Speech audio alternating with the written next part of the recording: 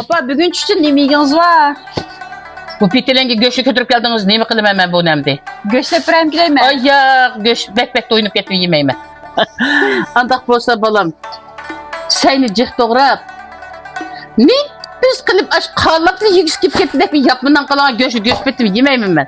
Yapma xordaqning ximirini biz qog'ozda yeyilgan bo'lsin, ta'mi tildan 10 yilgacha ketmaydigan bo'lsin deb buyruq tushdi opamdan. Bu atkinimni qumul yapmasi dey desam, qumul yapmasining inchki nuqtalariga bekma pishiq emasman. Shunglashqa qumul yapmasi usta voyga yetkazib etadigan kishilarimizning ochchig'ini keltirib qo'ymay deb yapmadan deb atadim. Ham shundaqla bu oshqa o'zim bilgancha tutishib ketdim.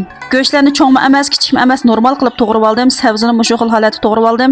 Yangyoni cho'ng-cho'ng to'g'rab olgandan keyin lazımni o'zim bilgancha cho'ngroq qilib to'g'rab qo'ydim do'stlar. Samsoqdan ko'proq ishlatdim, azroq sho'xliq etib qo'ydim. Xamirni bir atal tuxum chaqib olgandan keyin lag'manning xamiridek nipis yeyish qolaylik holatda yug'urib tayyorlab tindirib oldim do'stlar. Endi men yapma nondan keyin xamirini har bir aylanga bir taldilam to'g'rilab qilsak bo'ldi ekan. Har bir qavat xamirining qatqitig'iga men sag'atilgan piyoz olmoqchi, shunga piyozni obdan qo'rib oldim. Birinchi qatim yapma xo'rdoq atkinimda 7-8 parcha qilib tikaman po'chilik qilib, uni butun chiqamoq bermaslik ekan do'stlar. Shunga bu qatim o'pkamni salpal besib olib, o'zimni tutib olib 5-6 parchalam qildim buning nenini.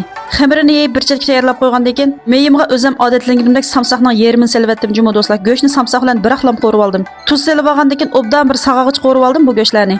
Keynidan piyozni selib sarg'ig'icha bir qo'rib olgandan keyin tayyor lozi qiyamdan bir qo'shq atrofini selib olib, boy to'g'rab tayyorlab olgan sho'xlamni selib oldim. Obdan ezgicha bir qo'rib etgandan keyin savzini selib, savzim tastaraq pishirgan bo'lg'achqa 1-2 minut atrofda obdan qo'rib olib, may uchtirib oldim. Suv quyib olgandan keyin biza tuz selib etib, qaynash qo'yib buning xamiriga boya qo'rib tayyorlab olgan piyozlarimni bir qo'r takshi surib olgandan keyin bu yapma xamirlarni mana bu shundoq tayyorlab olgan bo'ldim.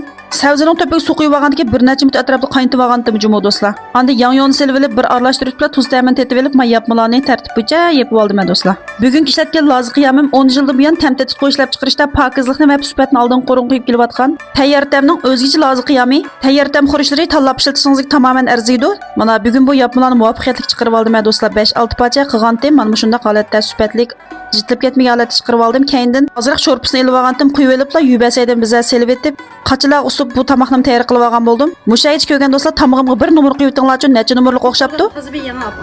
Bek o'xshab ketgan jiray turdi. Siz bo'sh yana Rangi ro'ydan o'xshab ketdi bu, ha?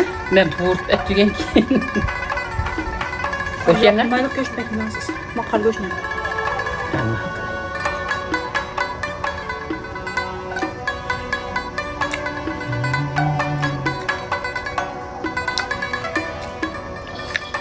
Başta yapma xordaq yeydi qaldı barmı? İnkasrayma gap qılыңlar qalla. Bunda yeydi bildi ortaqlı şey bek o'xshab ketdi. Qara. Girib de ketdi qo'yma. Hozir bir yeb o'taman. Yana bir maqta qilishimni xo'p, balam.